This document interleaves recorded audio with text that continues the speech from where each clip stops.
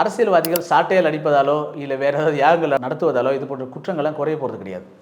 பெண்களுக்கு எதிரான குற்றங்கள் பொதுவாகவே கண்டிக்கப்பட வேண்டிய விஷயம். இரும்பு கரம் கொண்டு அடக்கிறதா ஒரு டயலாக் சொல்கிறாங்க இல்லையா, அது வெறும் டயலாக இல்லாமல் இதில் கண்டிப்பாக வேணும், மற்ற விஷயங்கள் இருக்க இல்லையோ. அது மணிப்பூராக இருந்தாலும் சரி, பொள்ளாச்சியாக இருந்தாலும் சரி, இன்றைக்கி நடந்த பல்கலைக்கழகத்தில் நடந்த இந்த கொடுமையாக இருந்தாலும் சரி, எதுவாக இருந்தாலும் கண்டிக்கப்பட வேண்டியது. இப்போ அந்த வேலையை செய்கிறார் இல்லையா, அவர் ஒரு ஐபிஎஸ் ஆஃபீஸராக இருந்தவர். அவர் நல்லா தெரியும், அவருக்கு சட்டப்படி இதுக்கு என்ன தண்டனை கொடுக்கலாம் அப்படின்னு சொல்லிட்டு மூவ் பண்ணி சட்டப்படி அதை முன்னெடுத்து சம்மந்தப்பட்ட நபர் கடுமையான தண்டனை வாங்கி கொடுத்துலாம். இந்த கேள்வியை கேட்டார் பாருங்க ஒருத்தர், அவரும் ஒரு வழக்கறிஞர். அவர் இந்த மணிப்பூரில் நடந்ததுக்கு வழக்கு தொடுத்திருக்காரு, சட்ட நடவடிக்கைகள் எடுக்கப்பட்டிருக்கு அப்படின்றத அதை அவர் பதிவிடலாம்.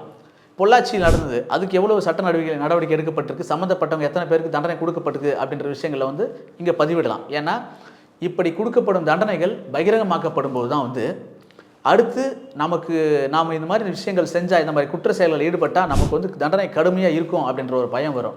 இங்கே எல்லாமே ஒரு இடத்துல பெண்களுக்கு எதிரான கொடுமைகள் நடக்கும்போது அவங்க செஞ்சாங்களே, அவங்களுக்கு என்ன பண்ணீங்க, இவங்க செஞ்சாங்களே, இது ஒன்றும் நிலுவையில் இருக்கு அப்படின்னு சொல்லி ஒருத்தர் மாற்றி ஒருத்தர் முட்டு கொடுக்கும்போது இதுக்கான தீர்வு கிடைக்காம அடுத்து ஒரு பிரச்சனை நடக்கிறதுக்கு இன்னொருத்தர் இது செஞ்சால் நமக்கு ஏதாவது ஒரு பொறுப்புலையோ இருந்தால் போதும், ஏதோ அரசியலில் ஒரு கட்சி தொடர்பு இருந்தால் போதும், நமக்கு முட்டு கொடுத்து பேசுறதுக்கு 4 பேர் வந்துடுவாங்க அப்படின்ற ஒரு நிலைமையை உருவாக்கி விடுது. இது சமுதாய சீர்கேடு.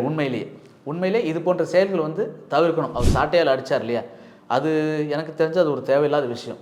சட்டப்படி அணுகி சட்டப்படி கடுமையான தண்டனை பெற்றுத்தர வேண்டிய பொறுப்பு அவருக்கு இருக்குது, அவருக்கு தெரியும்.